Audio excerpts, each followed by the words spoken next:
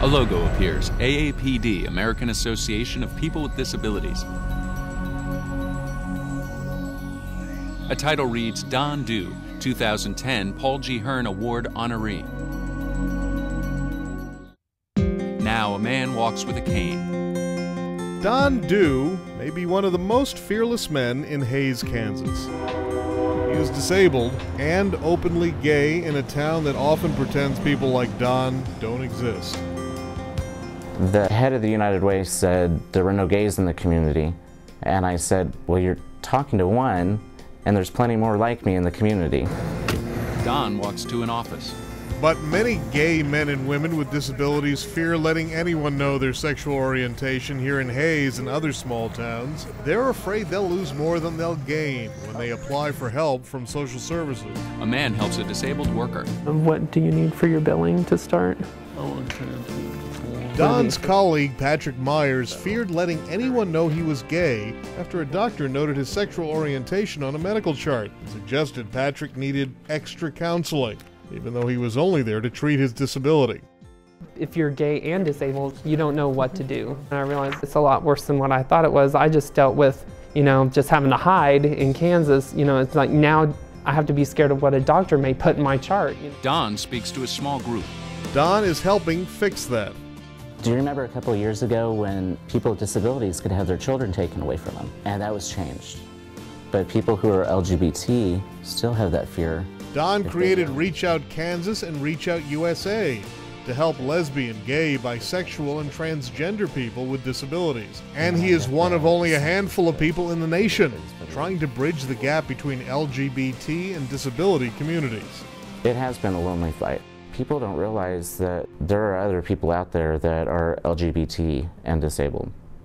And it's needing that knowledge and that networking that is important. Otherwise, people will die out there not knowing that there was anybody else like them. Don is taking that message nationwide as a new member of the Human Rights Campaign's Diversity and Inclusion Council, helping change their disability policies, and by working with the National Council on Independent Living. Don began having debilitating seizures in his late teens, and they come so suddenly that someone must drive him to work. Do you need to go to the grocery store tonight? A driver with her own disability, grateful for Don's leadership. He's trying to change laws and guidelines and boundaries and open up an entire new way of looking at things for our society, and I think that is just so awesome.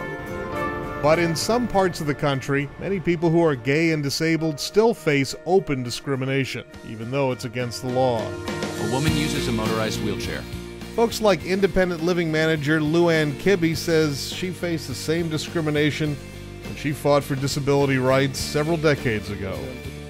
Don has experienced the same thing, trying to talk to people about the GLBT population.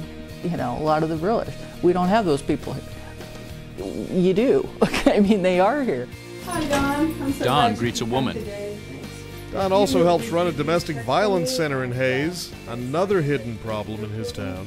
Don has reached out far beyond Kansas, from this National Equality March in Washington to convincing various organizations to recognize and end discrimination and make their groups accessible. On an American flag, stars form a wheelchair symbol. And letting everyone in the disability community know that there are many LGBT individuals with disabilities. One fearless pioneer taking his fight across the nation, making sure everyone has equal rights.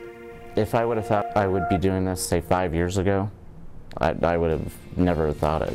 But, why not? Why can't anybody else? It's not bravery, it's life, it's living, it's being who you are. A logo, AAPD, American Association of People with Disabilities. This program has been described by the Media Access Group at WGBH.